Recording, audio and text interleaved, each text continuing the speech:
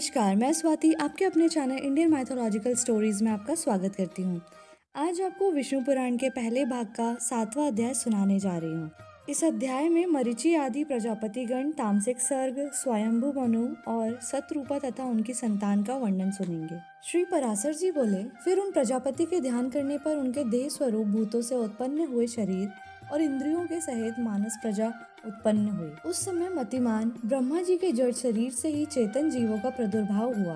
मैंने पहले जिनका वर्णन किया है, देवताओं से लेकर स्वथावर पर्यंत वे सभी त्रिगुणात्मक चर और अचर जीव इसी प्रकार उत्पन्न हुए हैं। जब महाबुद्धिमान प्रजापति की वह प्रजा पुत्र पौत्रादि क्रम से और ना बढ़ी, तब उन्होंने भृगु, पुलत्स, पुला, क्रतु, अंगीरा, मरीचि, दक्ष, अत्रि और वशिष्ठ इन अपने ही सदृश अन्य मानस पुत्रों की सृष्टि की।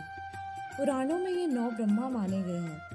फिर ख्याति, भूति, संभूति, क्षमा, प्रीति, सन्नति, ऊर्जा, अनसुया तथा प्रसूति इन 9 कन्याओं को उत्पन्न कर इन्हें उन महात्माओं को तुम इनकी पत्नी हो ऐसा कहकर सौंप दिया। ब्रह्मा जी ने पहले जिन सनन आदि को उत्पन्न किया था, वे निरपेक्ष होने के कारण संतान और संसार आदि में प्रवृत्त नहीं हुए। वे सभी ज्ञान संपन्न, विरक्त और मत्सर आदि दोषों से रहित थे। उन महात्माओं को संसार रचना से ब्रह्मा जी को त्रिलोकी को भस्म कर देने वाला महान क्रोध उत्पन्न हुआ। हे मुने, उन ब्रह्मा जी के क्रोध के कारण संपूर्ण त्रिलोकी ज्वालामालाओं से अत्यंत देदीप्यमान हो गई। उस समय उनकी टेढ़ी भ्रुकुटी और क्रोध संतप्त ललाट से दोपहर के सूर्य के समान प्रकाशमान रुद्र की उत्पत्ति हुई। उसका अति प्रचंड शरीर आधा नर और आधा नारी रूप था। तब ब्रह्मा जी अपने शरीर का विभाग कर ऐसा कहकर अंतर्ध्यान हो गए। ऐसा कहे जाने पर उस रुद्र ने अपने शरीरस्थ स्त्री और पुरुष दोनों भागों को अलग अलग कर दिया और फिर पुरुष भाग को 11 भागों में विभक्त किया तथा स्त्री भाग को भी सौम्य, क्रूर, शांत, अशांत और श्याम, गौर आदि कई रूपों में विभक्त कर दिया। तदंतर हे द्विज, अपने से उत्पन्न अपने ही स्वरूप स्वयंभु को ब्रह्मा जी ने प्रजा पालन के लिए प्रथम मनु बनाया। स्वयंभु मनु ने तप के कारण निष्पाप सतरूपा नाम की स्त्री को अपनी पत्नी रूप से ग्रहण किया। हे धर्मज्ञ, उन स्वयंभु मनु से सतरूपा देवी ने प्रियव्रत और उत्तानपाद नामक 2 पुत्र तथा उदार रूप और गुणों से संपन्न प्रसूति और आकुति नाम की 2 कन्याएं उत्पन्न की। उनमें से प्रसूति को दक्ष के साथ तथा आकुति को रुचि प्रजापति के साथ विवाह दिया। हे महाभाग, रुचि प्रजापति ने उसे ग्रहण कर लिया।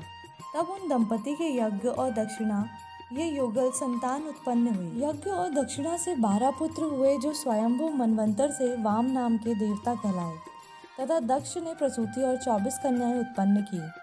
मुझसे उनके शुभ नाम सुनो: श्रद्धा, लक्ष्मी, धृति, तुष्टि, मेधा, पुष्टि, क्रिया, बुद्धि, लज्जा, वपु, शांति, सिद्धि और 13वीं कीर्ति।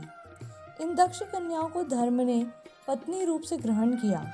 इनसे छोटी शेष 11 कन्याएं ख्याति, सती, संभूति, स्मृति, प्रीति, क्षमा, संतति, अनसुया, ऊर्जा, स्वाहा और स्वधा थी। हे मुनि सत्तम, इन ख्याति आदि कन्याओं को क्रमशः भृगु, शिव, मरीचि, अंगीरा, पुलत्स, पुला, क्रतु, अत्रि, वशिष्ठ इन मुनियों तथा अग्नि और पितरों ने ग्रहण किया। श्रद्धा से काम, चला से दर्प, धृति से नियम, तुष्टि से संतोष और पुष्टि से लोभ की उत्पत्ति हुई तथा मेधा से श्रुत, क्रिया से दंड, न्याय और विनय, बुद्धि से बोध, लज्जा से विनय, वपु से उसका पुत्र व्यवसाय, शांति से क्षेम, सिद्धि से सुख और कीर्ति से यश का जन्म हुआ। यही धर्म के पुत्र हैं। रति ने काम से धर्म के पौत्र हर्ष को उत्पन्न किया। अधर्म से स्त्री हिंसा थी, उससे अनित्र नामक पुत्र और रिकृति नाम की कन्या उत्पन्न हुई। उन दोनों से भय और नरक नाम के पुत्र तथा उनकी पत्नियां माया और वेदना नाम की कन्याएं हुई। उनमें से माया ने समस्त प्राणियों का संहार करता मृत्यु नामक पुत्र उत्पन्न किया। वेदना ने रौरव के द्वारा अपने पुत्र दुख को जन्म दिया और मृत्यु से व्याधि, जरा, शोक, तृष्णा और क्रोध की उत्पत्ति हुई। ये सब अधर्म रूप हैं और दुखोत्तर नाम से प्रसिद्ध हैं, क्योंकि इनसे परिणाम में दुख ही प्राप्त होता है। इनके ना कोई स्त्री है ना कोई संतान, ये सब उदर्व रेता हैं। हे मुनि कुमार, ये भगवान विष्णु के बड़े भयंकर रूप हैं और ये ही संसार के नित्य प्रलय के कारण होते हैं। महाभाग, दक्ष, मरीचि, अत्रि और भृगु आदि प्रजापति गण इस जगत के नित्य सर्ग के कारण हैं तथा मनु और मनु के पराक्रमी सन्मार्ग परायण और शूरवीर पुत्र राजागण इस संसार की नित्य स्थिति के कारण हैं। श्री मैत्रेय जी बोले, हे ब्राह्मण, आपने जो नित्य स्थिति, नित्य सर्ग और नित्य प्रलय का उल्लेख किया, सो कृपा करके मुझसे इनका स्वरूप वर्णन कीजिए।